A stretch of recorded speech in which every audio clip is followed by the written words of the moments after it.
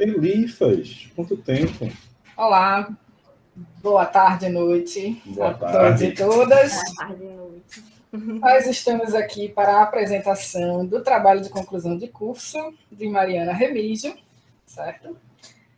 Esse trabalho vai ser avaliado pela banca de professores, que é composta por mim, professora Verônica, que orientei Mariana durante esse trabalho, professor Fábio Caparica, que é professor do nosso curso, e professora Glina Cabral, que também é professora do nosso curso, certo? Mari, você tem de 15 a 20 minutos para fazer sua apresentação, certo? E depois nós vamos passar para as considerações da banca, ok? Ok. Posso iniciar? Ok. Boa noite. Queria agradecer, né, a presença de todos aqui e também a disponibilidade da banca de corrigir o meu trabalho, que tem como título Movidos pela Experiência, um estudo sobre o consumo de álbuns físicos de K-pop por fãs brasileiros. E aí eu gostaria de começar esse trabalho, então, introduzindo, afinal, o que é K-pop, né? Esse termo vem de pop coreano, que é um gênero musical que tem se expandido cada vez mais, né, nesses últimos anos, ao ponto de chegar a se tornar o 7º gênero musical mais ouvido na plataforma Spotify no ano de 2019, segundo dados da própria empresa.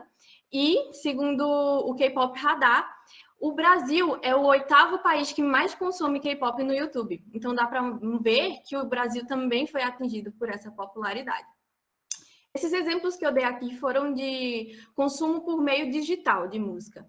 E aí você pode se perguntar por que então é relevante eu estar aqui tratando sobre o consumo de mídias físicas desses álbuns. Para ilustrar isso, eu trago aqui o caso das vendas físicas totais dos Estados Unidos, que é uma potência de entretenimento, né, de exportar os seus conteúdos, que em 2020, com todos os seus gêneros musicais, vendeu 31 milhões e 600 mil cópias de CDs. Enquanto que, no K-pop, o top 10, só os 10 álbuns mais vendidos no mesmo ano, venderam 15 milhões e 640 mil cópias, o que equivale a praticamente metade do número dos Estados Unidos. Então, dá para ver que as vendas ainda são bastante relevantes, né? As vendas físicas. E o que é que esses álbuns eles têm de tão diferente que justifique? Então, eles são expositivos, né? Você usa eles para expor mesmo, são altamente conceituais, eles vêm com vários brindes e inclusões dentro deles, e também várias versões e diferentes formatos e materiais também. E outra coisa interessante sobre esses produtos é que eles servem como passe para eventos oficiais. Então, ao adquirir um produto na época de promoção, você pode ser sorteado para participar de uma sessão de autógrafos. Então, esses produtos, eles são uma porta de entrada para outras experiências, que é a tendência atual, né? Muitas empresas têm buscado vender experiências ao invés de simples produtos. E uma vez que essa experiência de consumo hoje em dia tem sido tão complexa, né, tem tantos elementos envolvidos, o meu trabalho se propõe a investigar qual é o papel do design dentro dessa experiência de consumo e como que ele influencia emocionalmente esse consumidor, tomando como exemplo, né, a experiência dos fãs brasileiros e os álbuns de K-pop. Para atingir esse meu objetivo, eu busquei primeiro entender como que o design emocional atua na indústria do K-pop no geral, né? Como que fideliza esses fãs e, portanto, a partir disso, como que nascem essas motivações para adquirir os álbuns físicos, em específico por parte dos fãs brasileiros. E uma vez entendida essa experiência de consumo e as motivações, relacionar com a teoria de design emocional, identificando os impactos positivos e negativos de usar essa estratégia. Essa pesquisa se mostra relevante porque ela exemplifica o benefício econômico e social de se investir no design, uma vez que a Coreia do Sul é um país que investe muito nas indústrias criativas, né? E é altamente competitivo e tem uma alta capacidade de design dentro do mercado internacional. Em contrapartida, o Ministério do Desenvolvimento, Indústria e Comércio Exterior do Brasil afirmou em 2014 que o país, ele, por mais que tenha alguns incentivos ao design, ele ainda não explora da maneira que poderia essa capacidade de design. Mas, além do benefício para os produtores, eu também trago aqui reflexões a respeito de como que esse consumo, né, com esses produtos emocionalmente apelativos impactam tanto positiva quanto negativamente a vida dos consumidores. O embasamento teórico reunido para esse trabalho teve como base 4 temas. Então, eu primeiro iniciei explorando como que a emoção passou a fazer parte, né, da prática do design e também o fato de que esses produtos passam a carregar mensagens. E aí, uma vez que eles carregam mensagens, eles podem ser utilizados para você se posicionar socialmente. E isso é o que é comentado no segundo tópico, que trata de consumo antropológico.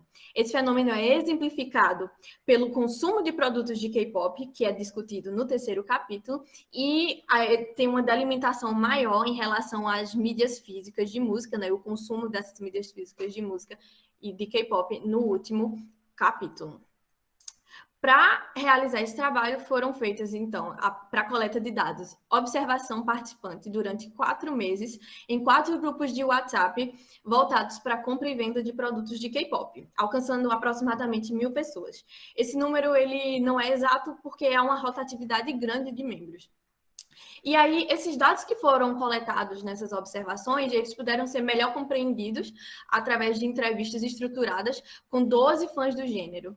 E o discurso dessas pessoas foi analisado com a ajuda do software MaxKDA, e toda essa análise foi baseada na teoria discutida no referencial teórico, que já foi citado. Então, indo aos resultados. O primeiro grupo que eu analisei, ele tem como título Venda e Troca K-pop, e eu classifiquei ele como um grupo geral, porque tem anúncios de produtos referentes a diferentes grupos musicais de K-pop.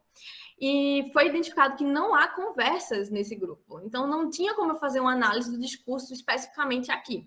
Portanto, a análise foi feita através das imagens, né? Foram analisadas 2.572 imagens. E algo interessante que foi percebido é que 56,6% dos anúncios de pessoas vendendo ou pessoas em busca de produtos eram referentes às inclusões, né? Aqueles brindes que vêm dentro dos álbuns, e não sobre os álbuns em si, né, que constituíram apenas 22,2% dos anúncios. Outra coisa frequente que foi vista nesses grupos era o compartilhamento de links de grupos específicos. O que são esses grupos específicos, né? São aqueles em que você só pode anunciar produtos referentes a um grupo musical só. O estudo foi feito, então, num grupo do SHINee, outro do EXO e o outro esse aqui, SKZ, é Stray Kids. São 3 grupos masculinos de K-pop que têm considerável sucesso atualmente e que surgiram em diferentes momentos do K-pop, né? Um é de 2008, o outro de 2012 e o outro de 2018. Dessa forma, foi possível alcançar fãs de diferentes idades e que sim, estão envolvidos com o gênero a diferentes momentos, diferentes períodos de tempo. Nesses grupos, identifiquei, né, que há uma grande também procura de inclusões, assim como no grupo anterior, e diferente daquele, nesse tem a opção de chat, né, então tinha muita conversa.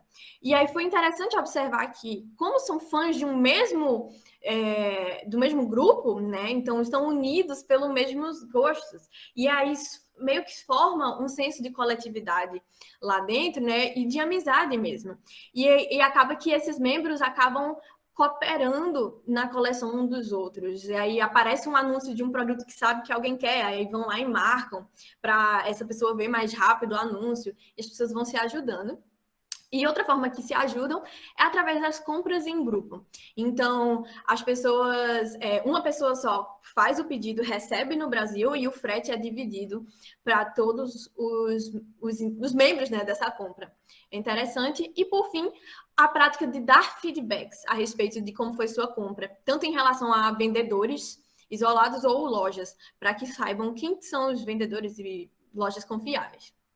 Já essas entrevistas estruturadas, elas foram feitas com 12 fãs do gênero que atualmente consomem K-pop, mas só 9 delas consomem ou já consumiram álbuns. E dessas 9, 3 não consomem mais, né, por diferentes motivos. Portanto, na pesquisa, atualmente só metade delas mantém sua coleção até hoje. Foram todas do sexo feminino, e é interessante ressaltar que esse é o público-alvo das boy bands, né, dos grupos musicais masculinos, que foi os referentes aos grupos que eu observei na observação participante. Então, essa delimitação foi feita diante da complexidade da pesquisa. E a faixa de idade das entrevistadas foi entre 19 e 29 anos e abrangeu todas as regiões do Brasil, tanto capital quanto interior. Foi percebido nessas entrevistas que realmente a relação afetiva com o K-pop é muito grande com essas fãs, que não só param para ver, né, conteúdos, vou ver um vídeo e tudo mais, que demanda mais atenção, mas consomem esse gênero enquanto estão fazendo atividades diárias, se exercitando e tudo mais. E também que o gênero musical ele influencia no círculo social das pessoas, seja porque você faz novos amigos por causa desse gosto, ou porque você traz pessoas, né, para gostarem também. Foram percebidas também mudanças na vida dessas pessoas que passaram a se interessar por outros produtos da cultura coreana, por outras culturas, né? Se abriram mais para outras culturas e até demonstraram um maior interesse em aprender outras línguas, e uma necessidade de aprender outras línguas. Outra coisa que foi notada é que todas afirmaram gostar muito dessa proximidade que os membros demonstram entre si, né, os membros dos grupos, e em relação aos fãs. Uma entrevistada até disse, né, que sente realmente uma conexão forte com esses cantores, e mesmo sabendo que é isso que eles vendem, é o elemento que ela mais gosta. E outra ainda afirmou que no momento difícil da vida dela, receber um determinado álbum trouxe uma pequena alegria, e ela afirma considerar que eles salvaram ela de uma época muito pesada da vida dela. Então dá para ver essa relação muito forte. A opinião sobre o consumo de álbuns, os fãs afirmaram achar positivo, porque beneficia tanto os artistas, você está dando um apoio, né, para eles, quanto você está se beneficiando, você adquire algo especial para você. Você passa pela experiência sensorial de tocar, de visualizar aqueles produtos, você adquire novas amizades e também uma maior maturidade, porque você está lidando com produtos caros, né, importação. Em contrapartida, muitas vezes você tem que lidar com vendedores desonestos, o preço dos produtos é elevado, algumas vezes resulta em competitividade entre os colecionadores e também é um investimento constante, uma vez que estão sempre sendo lançados novos álbuns. Uma entrevistada chegou a dizer que chegou no ponto que ela só pensava, eu preciso comprar, preciso comprar, preciso comprar. A coleção passou a ser uma obrigação. Ela não sentia mais prazer nisso. E por isso, por estar afetando a saúde dela, ela parou por um tempo, se desfez de seus produtos e parou de colecionar por um certo tempo. Quanto à motivação de compra, foi visto que afirmaram ser porque gostam das músicas, porque têm um apego pelo grupo, pela influência de outros fãs, né, pela estética e distinção desses produtos em relação aos CDs que a gente está acostumado aqui no Ocidente, por querer ter lembranças tanto de momentos da sua própria vida quanto da carreira desses artistas e pela necessidade, né? De novo. Então, essa aqui falou, né, que uma vez que compravam algo de um grupo, sentia que tinha a obrigação de continuar comprando os próximos lançamentos para manter a coleção. E falando justamente disso de coleção, é interessante observar que, por terem tantas versões, tantos modelos de produtos, os fãs acabam criando regras e prioridades para as próprias coleções. Então, eu vou colecionar um grupo só ou vários? E aí vai ser uma versão só ou eu vou comprar mais? E aí, se eu for comprar, como é que eu vou escolher? Isso varia de pessoa para pessoa, né? Eles criam isso para poder ter uma lógica, né? E acaba que a escolha não passa mais a ser em relação às características físicas daquele álbum ou às músicas que estão naquela obra, mas simplesmente porque aquilo se encaixa no meu critério. Então, eu compro todos os lançamentos solo, então é um lançamento solo, eu vou comprar esse também. E por isso que muitos compram na pré-venda, antes mesmo de sair detalhes sobre os CDs. Outra coisa que foi percebida é que tem gente que compra pelas inclusões. Você compra, pega o que tem dentro e vende o resto, né? Então dá para ver aqui, ó, tem gente, eu não vou comprar isso, eu vou guardar para comprar outro que é mais fácil. E aí aqui é interessante mostrar que, por mais que tenham regras de coleções, às vezes se um design ele é muito impactante, né? Nossa, é muito bonito esse. Então eu faço questão de comprar mesmo assim. Então, nossa, não dá para manter esse CD. Então eu me desfaço, mesmo que teoricamente era da minha regrinha.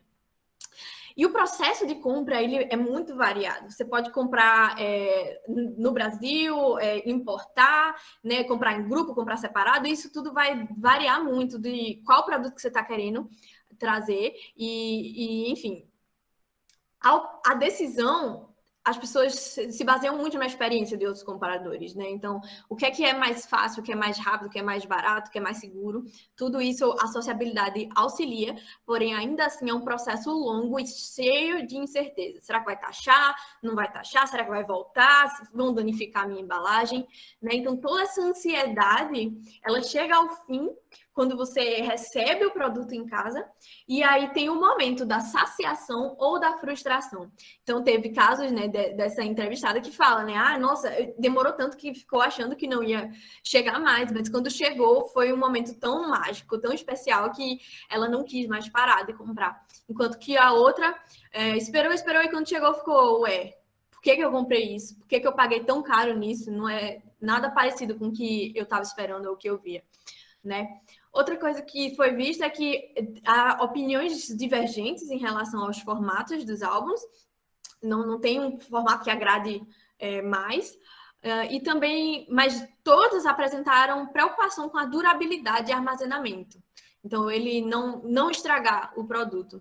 E isso influencia diretamente como é que eles interagem com eles. Então, esses fãs geralmente expõem os álbuns, né, em prateleiras e estantes, e geralmente guardam as inclusões, que são esses photocards aqui, ó, essas fotinhas, em um lugar à parte, para poder mexer com mais facilidade, mais frequência. E também usam plásticos para proteger os álbuns. E sobre o hábito de ouvir, nenhuma das entrevistadas escuta o CD físico, sendo que só uma delas disse que é porque não tem onde tocar. O resto é por realmente não querer danificar o CD e tudo mais. Mas algumas, né, têm o hábito de folhear, revisitar o produto e olhar eles, enquanto que tem gente que prefere olhar só quando chegar e não toca mais, fica lá só de exposição, para não danificar. Outra prática identificada foi a de capturar fotos e vídeos, seja para guardar para si mesmo, para mandar para amigos ou até para postar, né, no YouTube ou outras redes sociais. Tem um caso aqui de uma fã que afirmou que tem vontade, que até tem vontade de ter um Instagram de coleção, mas não faz porque acha que seus álbuns não são tão bonitos, ou suas fotos não ficam tão bonitas. Então, isso exemplifica essa competitividade, essa comparação que existe no mundo de colecionadores. Conclui-se, então, que é a forma que a indústria age, né, os grupos se portam e os fãs interagem entre si, que gera esse valor reflexivo nos produtos, e ele proporciona prazer pela construção da sua identidade, por carregarem lembranças, por causarem mudanças em você, por você poder apresentar apoio ao ídolo que você gosta, você ter orgulho de ter uma coleção bonita, né? E das amizades que surgem daí. E esse valor reflexivo, ele influencia todos os perfis de consumidores que foram estudados. Enquanto que o fato deles serem bonitos e diferenciados agrega o valor visceral desses produtos e é experienciado de maneira visual e tátil. Enquanto que o fato de que esses produtos eles não são mais vistos como com a função de armazenar música, e sim como a função de serem objetos de exposição, né, itens colecionáveis, agregou o valor comportamental dele e gera ou felicidade por você conseguir o item que você quer, ou frustração quando você não consegue. E também o prazer, né, das amizades que surgem daí. Então, nesse caso, o valor visceral e o comportamental, eles vão influenciar mais ou menos a depender do perfil de consumo que foi adotado, né, das regrinhas de coleção. Mas, para essa pesquisa, o valor comportamental foi o que se mostrou mais influente. Então, em relação aos objetivos que eu me propus a trazer aqui, é o branding e o marketing das empresas, junto a toda essa questão participativa dos fãs, que traz o valor emocional do K-pop e que, somado à beleza dos produtos, criam esse desejo de consumi-los. E uma vez que você adota isso como um hobby, vira uma necessidade. para você comprar. Né? E o design emocional, ele está fortemente identificado em todas as etapas de consumo, mas ele influencia de maneira diferente a depender do perfil que você adota, né, das regras. E os impactos emocionais positivos vistos são, por exemplo, que aproximam os fãs dos artistas e de outros fãs, geram memórias e experiências especiais, mas, em contrapartida, podem causar dependência e competitividade nessas pessoas. Por a pesquisa se tomar espaço dentro desses grupos de compra e venda, a maioria dos integrantes eram colecionadores mesmo. Então, o recorte de pesquisa não permitiu compreender o caso de consumidores casuais que compram só eventualmente, ou né, não foi feito um aprofundamento sobre os colecionadores só de inclusões. Então, recomenda-se né, pesquisas futuras que possam explorar esse lado e também explorar todo o movimento de transferência de significado que você absorve, né, você pega o significado daquele produto para se posicionar como fã e também você se desfaz deles para revendê-los. E, por fim, aprofundar mais né, e refletir sobre os impactos negativos e limites éticos dos álbuns, desse consumo e desse estímulo emocional dos álbuns, tanto emocionais quanto ambientais. Passei 4 segundos. Obrigada pela atenção. Microfone.